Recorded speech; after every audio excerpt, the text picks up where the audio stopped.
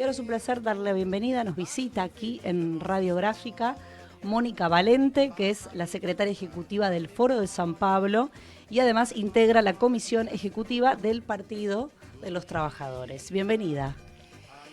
Muchísimas gracias, Úrsula, por la invitación, por la oportunidad en este programa que tiene un nombre bárbaro, Feas, Sucias y Malas. Congratulaciones por el programa, por la radio y por el nombre del programa. Bueno, muchas gracias, gracias.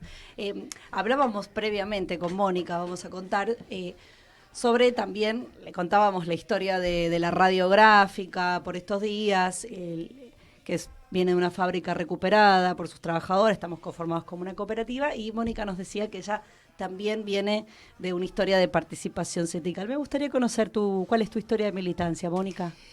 Mira, es una historia que empieza de hecho con la lucha de los trabajadores y trabajadoras de la salud pública en mi estado donde vivo, que es el estado de São Paulo. Cuando empecé no podíamos tener sindicatos, la ley prohibía, entonces... ¿Qué año? 90. Solamente logramos a autorização para ter sindicatos do setor público a partir da Constituição de 88 e hasta que começamos e organizamos os trabalhadores e as trabalhadoras demorou um pouquinho de tempo. E por 5 anos estive à frente do sindicato, luego me fui para a CUT, para a Central Única de los Trabajadores em 1997, que foi a primeira vez que logramos, as mulheres sindicalistas e trabalhadoras, logramos ter uma quota de participação de ao menos 30% de mulheres.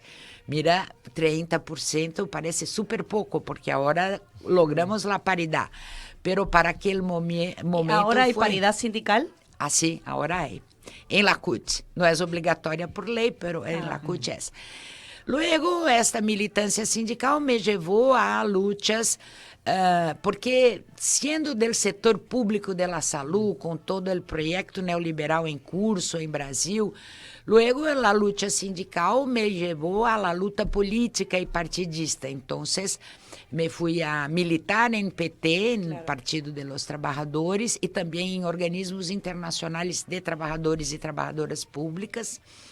Entonces, esa es un poco de mi historia. Por eso me encanta la experiencia de la radiográfica y de la gráfica, que es una cooperativa a partir de la organización de los trabajadores.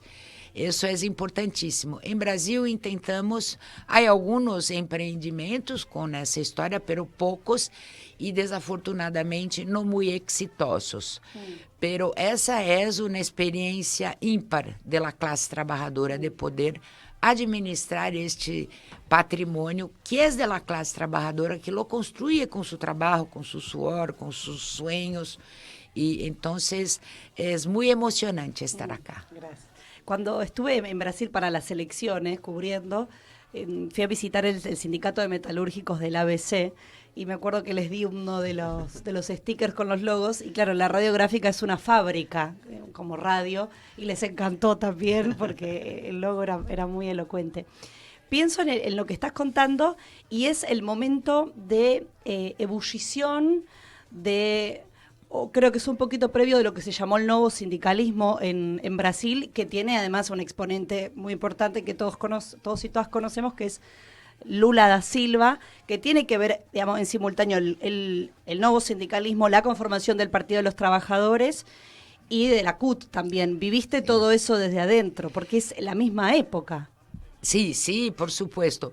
Mira, el nuevo sindicalismo surge en 78, 79 con largas huelgas en la base metalúrgica del ABC, que es un conurbano de la región metropolitana de São Paulo, donde Lula era el presidente. Él ha liderado y vivíamos en plena dictadura militar. Claro. Era prohibida la huelga, etcétera. Entonces, en 1980, Lula crea el Partido de los Trabajadores, basado en esta lucha sindical por verificar, por percibir que era necessário ter um instrumento político para a classe trabalhadora para, de hecho, cambiar o estado de coisas. E a CUT nasce em 1983, 3 anos depois do partido. E também foi uma experiência super rara, porque também não se podia ter centrais sindicais em meu país, mas em outros também, acá também, por as ditaduras militares que vivimos e sofrimos.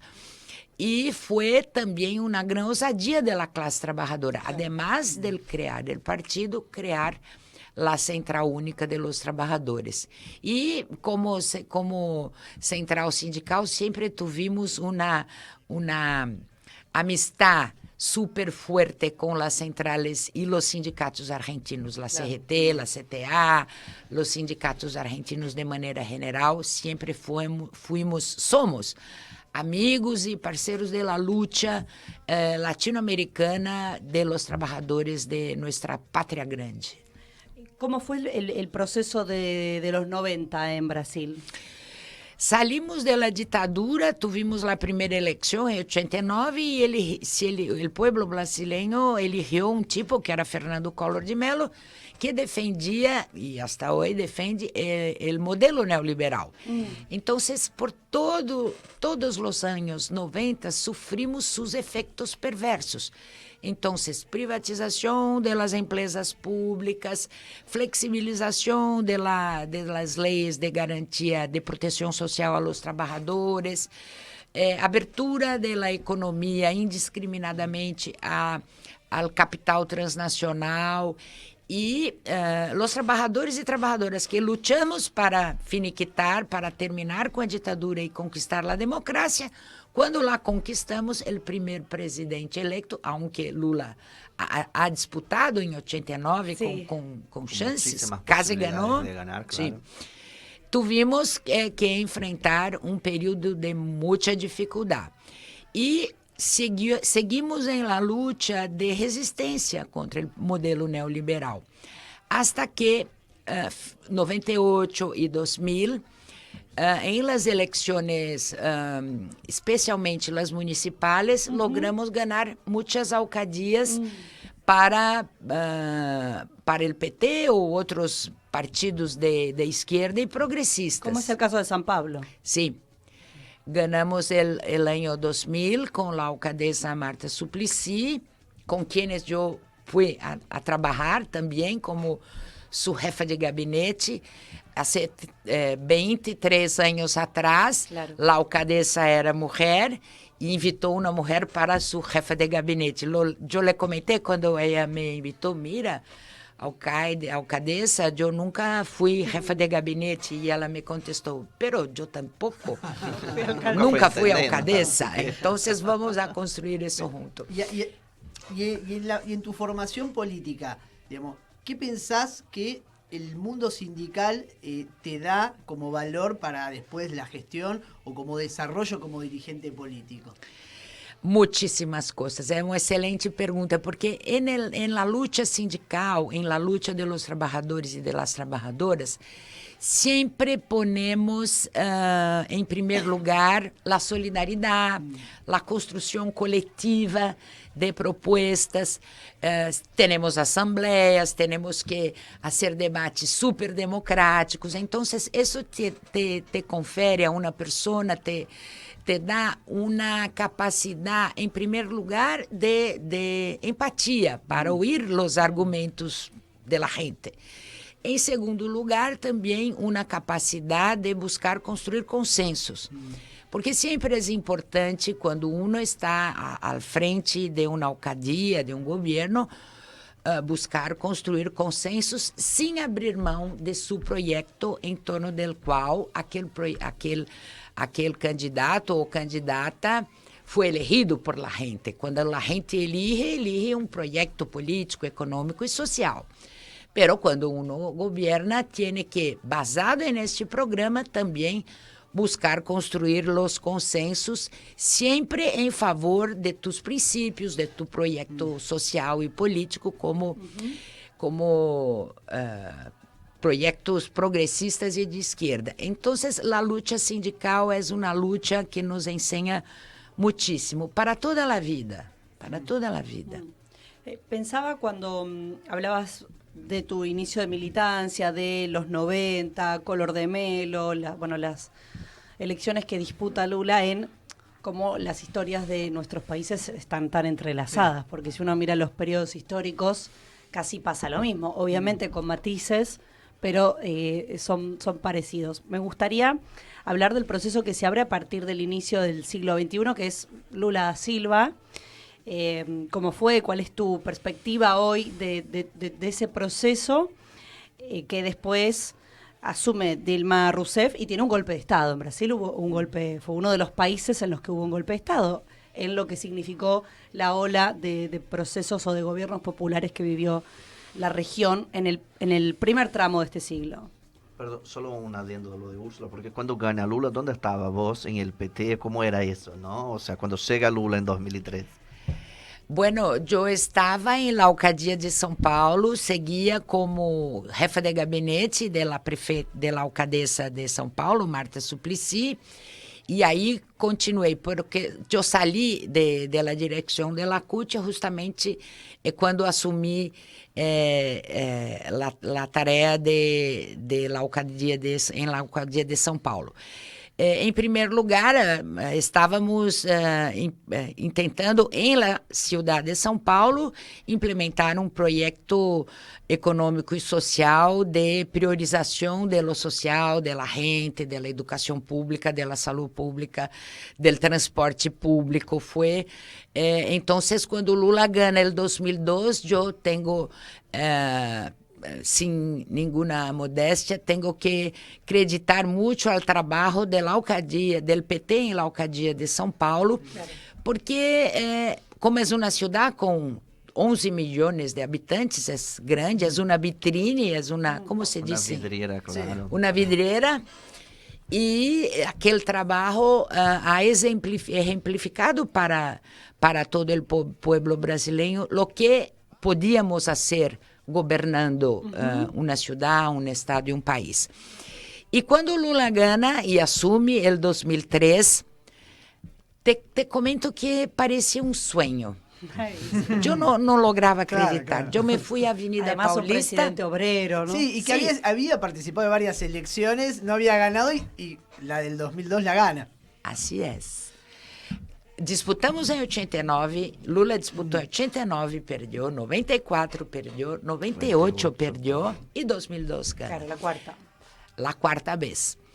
E, bueno, empieza su governo buscando reconstruir praticamente o país de anos de modelo neoliberal. Já teníamos muitas empresas privatizadas, uma discussão em la sociedade contra os subsídios a coisas básicas de la gente, como al transporte, quando em todo o mundo desenvolvido se subsidia o transporte. Claro. Pero nosotros não podemos, porque o FMI, o ajuste fiscal, não sei o que. Bueno, Lula empieza, no entonces... parecen a las discusiones de ahora, ¿no?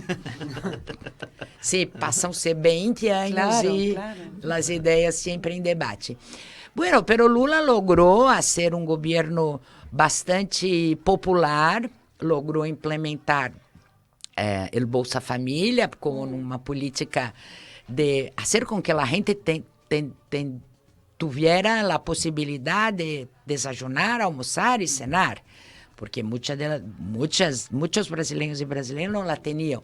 Pero implementou a possibilidade de los jóvenes estudarem em universidades, em la salud, e a coisa também super importante foi começar junto com outros governantes de aquela época, com Néstor Kirchner e outros, começar a construir um processo de integração regional que, a lo mejor, existia, pero muito flaquito, claro, com o Mercosul, pero com a ola, a chamada primeira ola progressista, começou a caminhar de maneira um pouco mais rápida, não lo suficiente, creio eu, pero mais rápida, porque nossos países de América Latina e especialmente de América do Sul necessitamos nos ajudar uns aos outros e actuar como um bloque. Assim como os países no mundo atuam, a maioria como um bloque, com exceção de Estados Unidos, que quer ser o jefe de todos. Claro. El jefe del bloque. El jefe del mundo, del Sí, bloque mundo. sí. Que, pero, por ejemplo, tú ves la Unión Europea, tú ves todas las iniciativas na Ásia. E Lula empieza isso não solamente com Néstor Kirchner, com Tabaré Vázquez, com Michelle Bachelet e outro, com Chávez em Venezuela também. E isso nos apontou coisas e caminhos importantíssimos para empezar a garantizar para nossos países e pueblos a perspectiva de reindustrialização com empleos de qualidade, además de todas as políticas sociais, pero uma possibilidade de deixarmos de ser meramente uma região exportadora de matérias-primas com pouco valor agregado, que en eso estamos. Ahora, Sí. digo, pensando en Brasil, en el proceso ese de Lula, de la cantidad de los millones de brasileños que se sumaron a una clase media. Por ejemplo, acá en Argentina, en Buenos Aires, fue muy evidente cuando gana Lula, un montón de turistas que su primer viaje al exterior a lo mejor era y venían a Buenos Aires. No era muy característico cuando uno hablaba en esa época y se veía evidente las políticas y la redistribución esa de la riqueza. Sí, sin duda, hasta hoy yo creo que, mira que los presidentes brasileños, la mayoría de ellos, cuando ganan las elecciones, el primer país que visitan es Argentina, siempre. Exactamente por la similitud de trayectorias, de pueblos, de problemas, de desafíos y de también características. E Lula, bueno, eu me quedei super emocionada quando Lula estava injustamente em la cárcel, quando eu veia as demonstrações, as marchas que argentinos e argentinas faziam acá em Buenos Aires em defesa da liberdade de Lula. Eram maiores que as nossas. Me gusta ese punto, el mayores que las nuestras, y quizás para rever el momento del golpe, que obviamente una lectura es en ese momento, es en ese año, y hoy después con la hoja del día después, decimos acá, ¿qué valoración hacen de el golpe efectivamente al proceso de Lula, pero que es contra Dilma Rousseff en ese momento, y lo que viene después, que es lo que permite que llegue Bolsonaro al poder? Así previo Michel Temer? Sin lugar a duda. Mira que o golpe contra Dilma tem, a meu juízo, dois grandes componentes. O primeiro é que nossos adversários políticos, inconformados de perder as eleições em 2014 e visualizar que 2018 poderiam perder para Lula, para a volta de Lula, começaram a criar um processo brutal de desestabilização para quitar, para sacar nosso projeto do cenário brasileiro. E segundo, porque Dilma é mulher. Isso não há que desprezar, não há que desprezar. Porque a maneira como han hecho o golpe contra Dilma, havia um ataque machista, misógino, uma coisa horrible que incluso luego con Bolsonaro empeoró este reviver de coisas pouco civilizadas, de coisas como o ódio, a misoginia, a intolerância. Então, vivimos o golpe, é certo que também por errores nossos, também de condução do partido, de los movimentos, não logramos enfrentar e impedir o golpe, não somente por nossos errores, por la capacidade de nossos adversários também. Pero, sí, pienso, por ejemplo, en Argentina ya estaba Mauricio Macri, es decir, que además el sí, contexto tampoco puede leerse separado, ¿no? Sin duda.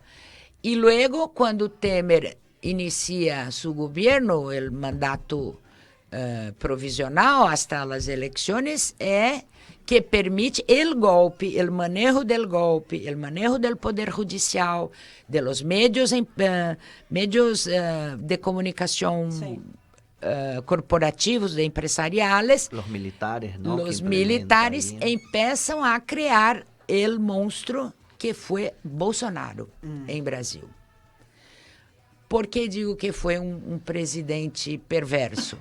Bueno, no Brasil, que tem uma larguíssima tradição de vacunação, desde a produção de vacunas hasta a operação de vacunar a 200 milhões de brasileiros, é uma tradição técnica, tecnológica antiquíssima em Brasil. E Bolsonaro impediu que isso empezasse lo mais rápido possível. Com isso, además de fazer toda uma propaganda contra a vacinação, contra a ciência, contra o avanço, criando fake news, que diziam em suas redes sociais, quem toma a vacuna vai virar jacaré, como é Cocodrilo, jacaré también. Jacaré. Sí. Una cosa horrible. Bueno, perdimos 700.000 vidas em Brasil com o Covid. É inadmissível para um país como o Brasil, com sua tradição, com suas possibilidades. Además de isso, a militarização da vida política. Esta semana sale mais um escândalo super preocupante desde o ponto de vista da democracia, que foi a manipulação por parte de sectores militares e policiais, quando Bolsonaro foi presidente, com um sistema de monitoreio telefônico e allá chamamos grampo, não sei como é a palavra. Escutas ilegales contra adversários políticos, jueces da Suprema Corte. Esse é o mais recente escândalo. Con un equipo comprado en el gobierno Temer, de hecho, ¿no? Un equipo israelí de tecnología, de vigilancia, monitoreo ilegal, comprado en el gobierno Temer y utilizado por las Fuerzas Armadas en contra de sectores de la oposición y todo lo demás. Es un escándalo. Escândalo, uma ameaça à democracia e também a ameaça durante todos os 4 anos como presidente à democracia, questionando o processo eleitoral, o sistema eleitoral brasileiro, insinuando fraude, insinuando que se ele não ganara as eleições, não ganasse as eleições, porque teria havido fraude. E isso foi sendo semeado, até que quando Lula gana as eleições, assume a presidência, 7 dias depois houve a tentativa, o intento de golpe em Brasília, com a invasão por parte de seus apoiadores do Congresso Nacional, da Suprema Corte e hasta do Palácio do Planalto. Não lograram este golpe.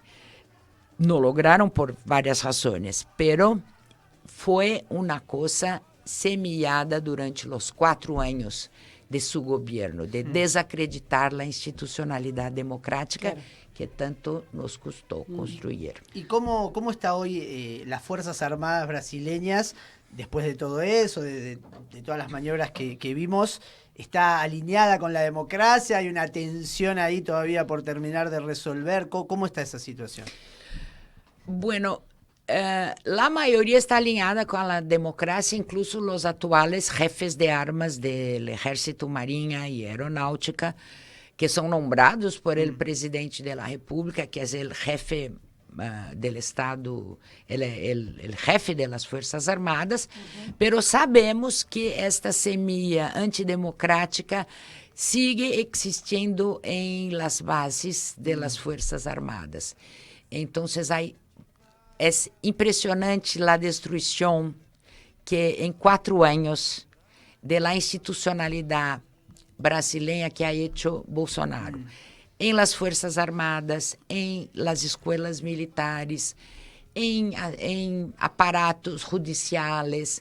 Isso uno tem que pensar muito quando se corre esse risco antidemocrático em um país, porque a destruição não será fácil de superar en apenas 4 años. Volver a construir en tan poco tiempo. Es Mónica Valente con quien estamos, secretaria ejecutiva del Foro de San Pablo, parte de la comisión ejecutiva también del Partido de los Trabajadores. Mónica, yo quería ir un poco antes. Vos comentabas justo sobre la solidaridad internacional, ¿no? Vos estuviste en la coordinación del Comité Internacional Lula Libre. Quería... porque a nosotros tuvo el privilegio de estar con el presidente Lula en México y decía, capaz parte de la sociedad brasileña no tiene idea de cómo Lula es visto afuera de Brasil, ¿no? Y cómo es tratado. Acá en Argentina fue a la Plaza de Mayo y nosotros como brasileños llorábamos por ver el amor, el cariño, el afecto que los argentinos tienen con el presidente Lula. Vos que estuviste ahí cerquita, ¿cómo fue esa coordinación de esta solidaridad internacional y cómo llegaba eso a Lula? Porque Lula en México decía a los compañeros y todo lo más, decía, capaz si no fuera las denuncias internacionales, la presión, yo no sé si sería tan simple revertir esta presión, ¿no? Entonces vos que estuviste en la coordinación directa internacional, quería escuchar de vos cómo fue esa construcción y si vos esperabas eso un poco. Bueno, fue esencial, porque quando Lula é condenado e encarcelado, havia todo um aparato midiático de justificação, de culpabilização, de transformar as chamadas delações premiadas em pruebas, todo eram falsas, todo mentira, justamente para negociar benefícios, los que hicieron delação premiada. Então, havia todo um aparato midiático e judicial para justificar a condena e el encarcelamento. E nós sabíamos que também, desde o ponto de vista da mobilização, se iríamos mobilizar nacionalmente nossos sindicatos, nosso povo, nosso partido e muitos outros partidos da esquerda, pero também sabíamos que se não lográramos furar essa burbuja dessa gran mídia e desse, não íamos a lograr tão temprano a libertar a Lula. Então, foi uma estratégia pensada por PT, por CUT. O primeiro comitê de solidariedade a Lula, nós criamos CUT e PT no Fórum Social Mundial em 15 de março de 2018. Lula foi encarcelado el 7 de abril. Em 15 de março, nós não sabíamos se ia ser, se não ia, pero imaginávamos que íamos a ter um ataque deste tipo. Então, por iniciativa da CUT e do PT, invitamos ao PCdoB e a muitos outros amigos do mundo para componer este comitê. E a estratégia foi justamente essa. Foi de afuera hacia dentro, buscar hacer a batalha de ideias, a disputa política, a expressão da verdade em países do exterior, especialmente Europa e Estados Unidos, pero também de nossos vecinos que nos conhecem. E foi isso que nos deu a oportunidade de furar a burbuja em Brasil, com estas mobilizações de caixa, como as maiores foram las vuestras, la de Buenos Aires y Argentina. Pero porque, eso te quería preguntar, ya lo dijiste antes. ¿Qué pensás que faltó, ¿no? Ahí quizás en el pueblo brasileño para salir a respaldar a un líder que incluyó millones, que lo sacó de la pobreza, que hubo políticas reparatorias? ¿Qué pasó que no hubo esa movilización callejera en Brasil? No hubo movilização, hubo. Lo difícil era o seguinte, em las eleições de 2016, que foram eleições municipais, a propaganda era tão forte contra nós, nossa color era roja de nosso partido, que em la campanha eleitoral de 2016, 2 anos antes do encarcelamento, uno não podia ir a votar com uma remera roja, que era agredido em las calles por la extrema derecha. Entonces, es un movimiento tan fuerte y tan avassalador que la gente se intimidaba. Nosotros éramos amenazados en 2016, luego del golpe contra Dilma. Y preparando ese proceso de lawfare contra Lula.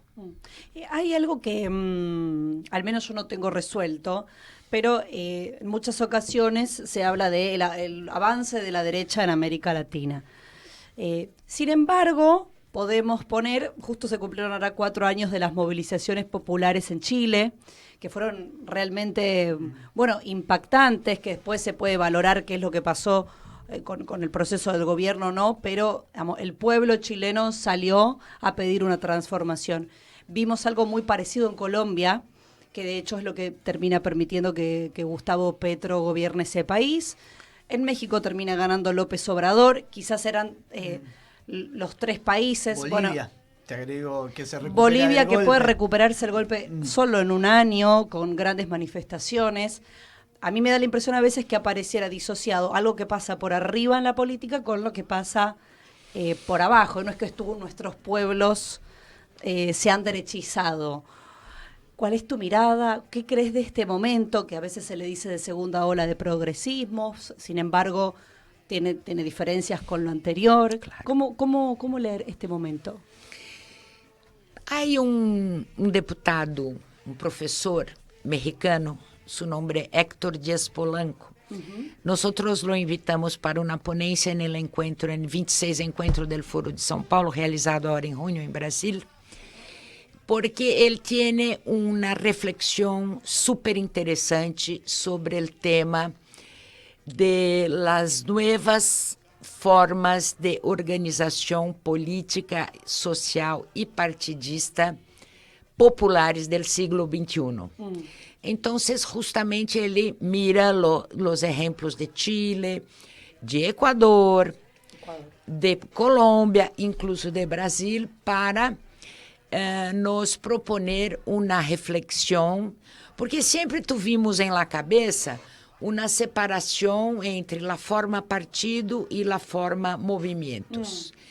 E que ele nos apunta que muito da resistência ao modelo neoliberal e à la derecha em nossos países, em momentos que os partidos de esquerda ou progressistas não logravam resultados eleitorais capazes de impedir a volta do modelo neoliberal da direita, siguiu havendo movimento forte de resistência em las calles e com o surgimento de novos movimentos. Por exemplo, o movimento feminista, o de los indígenas. Muito de la vuelta a la democracia em Bolívia debemos ao movimento de los indígenas, ou parte de los processos de mobilização em Equador também foram os indígenas. Então,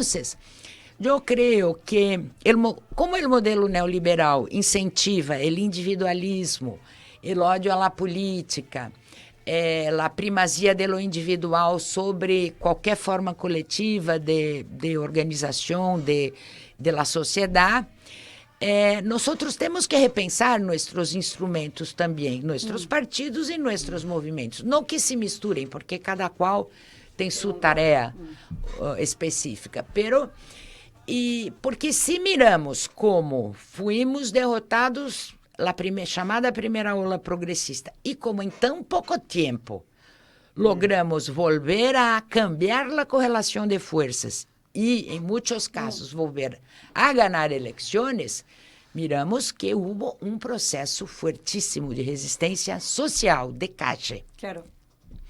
Então, com isso temos que refletir, pensar, seguir fazendo todo o que hacemos, as disputas eleitorais, as disputas de calles, as disputas de ideias, né? Uma das coisas que eu sempre comento com meus companheiros e companheiras no Foro de São Paulo, que somos super atacados por la extrema-direita, especialmente a extrema-direita bolsonarista que ha montado todo um ecossistema de fake news, de redes sociais contra nós outros, é que nossa força não temos força militar, como o Foro de São Paulo, claro que não, não temos força de mobilização, porque somos uma articulação internacional. Onde está nossa força?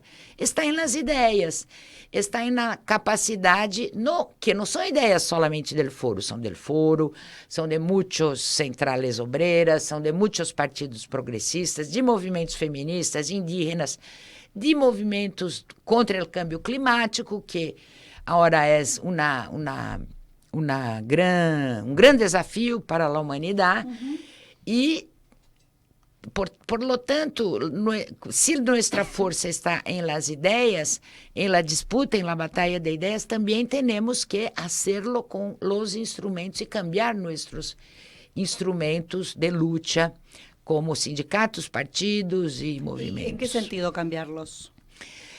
Mira, partidos políticos, isso puedo dizer, temos que fazer um empenho forte para renovação generacional em los partidos políticos, porque los e las jóvenes trazem a la mesa de debates as demandas mais contemporâneas de la gente, de la calle, las mujeres, las muchachas, feministas. Mira, tenho sobrinas de 15, 14 anos que se dizem feministas. Isso é uma novidade. Claro. Eu me entendi feminista a los 25, creio eu, pero uma de 14 agora, se não, sou feminista. Ou o tema de câmbio climático. Sí. Então, para nós outros, os partidos, há que prestar atenção nisso, há que renovar, e uma renovação generacional é essencial. Outra coisa também é compreender que, e isso eu creio que é uma lição que devemos ter aprendido. Não podemos pensar que simplesmente ganhar as eleições que a direita, a extrema-direita, vá a respeitar isso como porque é assim, os progressistas quando perdimos as eleições respeitamos o resultado. Los de extrema direita, quando nós ganhamos, não lo respeitam. Mira o que está ocorrendo com Xiomara Castro em Honduras, toda uma tentativa de desestabilização de seu programa de governo, e em Colômbia com Gustavo Petro. Então, e Gustavo Petro ha hecho uma coisa maravilhosa. Ha convocado o pueblo para la calle. Mira, as reformas que quero fazer na saúde, não sei o que. Temos que, não solamente no parlamento, sí, desde o governo, temos que disputar em la calle. Mónica, perdón, Leonardo, aprovecho que vos trajiste a la mesa el tema del Foro de San Pablo. Me acuerdo que en 2019 estuve en una reunión en el Consejo de Relaciones Internacionales acá, en donde el invitado principal era Eduardo Bolsonaro, ¿no? Bueno, un diputado nacional electo, el más votado de la provincia de San Pablo en ese entonces, y vos esperás que vas a hablar de Brasil, que viene con una agenda, o sea, ¿no? Una agenda de relaciones internacionales. Su ponencia fue con PowerPoint y slides, todo atacando el Foro de San Pablo como el enemigo número uno, como a quien hay que eliminar, combatir, y como el responsable de los gobiernos comunistas en Latinoamérica. Yo me quedé muy impresionado, porque un diputado nacional con mandato, con cargo, con recursos, viene a hacer una propaganda anti-Foro de San Pablo, lo que en Brasil después se vio mucho más fuerte como el enemigo número uno, ¿no? Para la extrema derecha es el Foro de San Pablo. Gran parte de la sociedad brasileña, creo yo, y Mónica me puede corregir, no tiene idea qué es el Foro de San Pablo. Entonces, ¿por qué ustedes son el enemigo número uno de la extrema derecha brasileña? Bueno, Paulo, yo creo que la primera cosa es que essas ideias de soberania, integração regional, de autonomia de los pueblos, de direito à autodeterminação, que são as ideias do Foro de São Paulo, vão em contra tudo o que a extrema-direita pensa. A extrema-direita, especialmente a brasileira, o ex-presidente Bolsonaro batia a continência, como se diz isso em espanhol? A la bandeira estadounidense, la veña. Los militares que Los hacen. militares hacen. La veña cuando uno se lleva la mano a la cabeza, para quienes Así están es, escuchando. para la bandeira estadunidense, no para la bandeira brasileña. Claro. Entonces, há todo um projeto político de subordinação de nossas economias, de nossos pueblos, a esse modelo del capital transnacional que é liderado por Estados Unidos. E as ideias que nós professamos como foro são ideias que vão em contra disso. E temos bons argumentos, creio eu. São ideias força, que não são del Foro de São Paulo. São de muita mais gente, pero eligiram al Foro de São Paulo justamente porque o Foro de São Paulo logra unificar gente muito diversa e plural dentro do campo da esquerda e progressista. Temos nacionalistas, social-demócratas, comunistas, socialistas, gente e partidos políticos que têm em comum a coisa de construir a integração regional e um modelo alternativo ao modelo neoliberal. Está visitándonos Mónica Valente, que es del Foro de San Pablo, es del Partido de los Trabajadores, está aquí en la Argentina como vedora internacional, estamos en la previa a las elecciones. Hemos andado esta conversación larga con Mónica sin tocar, como ustedes bien sabrán quienes nos escuchan, las elecciones, porque estamos en veda electoral, porque no se puede hablar al respecto, así que nos parecía interesante contar un poco la historia de militancia de Mónica, pero también de este Brasil, en este paralelo que tiene tanto que ver con la Argentina, de la región, el movimiento sindical en Brasil, y quería hacer algunas preguntas sobre la hora, pero Leo. Sí, no, porque esta es una radio muy ligada al mundo gremial, al mundo sindical, y en Brasil, tras el golpe a Dilma, hubo una reforma laboral en el año 2017, una reforma laboral muy regresiva. Y hoy en estas elecciones en Argentina, algunos candidatos están planteando de una reforma laboral para generar más empleo, supuestamente a partir de esa flexibilización. Bueno, ¿qué pasó en Brasil con esa reforma y qué impacto tuvo en el mundo del trabajo? Mira, es la mentira más bien contada y que se desvendó, que se desconfirmou en las últimas décadas, en los últimos 5, 6 años, es de que la reforma laboral iba a generar empleos de calidad. No, o que pasó en Brasil de 2016, 17, cuando aprobaron la reforma laboral de flexibilización de los derechos, en primer lugar, fue un empobrecimiento brutal de la clase trabajadora, sea ella formalizada ou informalizada. Segundo, não generou os empregos prometidos. Terceiro, generou uma classe de trabalhadores e trabalhadoras sem nenhum direito, como os uberizados, os entregadores por aplicativos, gente que tem que trabalhar 16, 18 horas por dia, entregando comida, dirigindo um carro, no caso de Uber, para poder ter um sueldo pouco maior que o salário mínimo, sem nenhum direito, nem à saúde, nem a plano de retiro, a previdência, como decimos, a direito à jubilação. Então, isso criou uma tragédia no mundo obrero brasileiro. Hoy la mayoría de la mano de obra, de la fuerza de trabajo en Brasil que está ocupada es informal, no tiene los derechos garantizados. Tanto es que sí, ahora el gobierno del presidente Lula, por medio del Ministério de Trabalho, que é ocupado por um ex-sindicalista, ex-presidente do Sindicato de los Metalúrgicos de São Bernardo, chamou uma mesa de negociações com empresários, com trabalhadores, justamente para a revisão da lei laboral e também para criar algum tipo de direito, negociar algum tipo de direito a esses trabalhadores que não Que no querem tienen cobertura. Plataforma, por ejemplo, los de plataforma. Claro. de plataformas. ¿Cómo ha sido, Mónica? Ya estamos sobre el cierre del programa. Estos días, ¿cuál es el rol que como vedoras van a tener? Han estado participando en distintas actividades e imagino que mañana domingo, durante la jornada electoral, quizás recorriendo algunos lugares.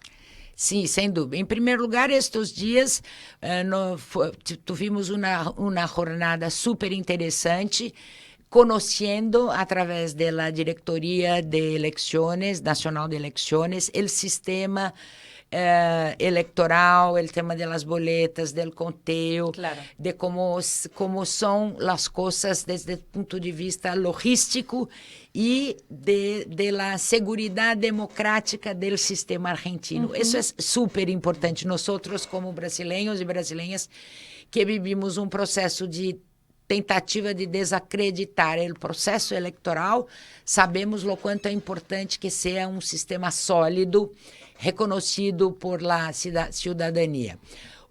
E também tivemos hoje uma coisa super interessante no Ministério da Defesa, uma apresentação por parte do Comando General das Eleições das Forças Armadas, claro, nos ensinando como é o trabalho das Forças Claro, Armadas. tiene un trabajo territorial muy importante. Sí, para garantizar a democracia. Sí. Eu que lutei contra as ditaduras militares, isso é um hecho em minha vida. Nunca pensei que um dia ia a ocorrer. E amanhã vamos a recorrer a alguns sítios de votação, junto com gente de todo o país, de muitos países, e também participar a la noche en el centro de conteo provisorio. Sí, provisorio. Por último y cortito, ¿qué se juega mañana en las elecciones en Argentina? No solamente el futuro de los argentinos y argentinas, pero el futuro de América Latina. Mónica Valente nos visita. Te agradecemos muchísimo haber venido aquí a Radiográfica. Vamos a seguirla. Por favor.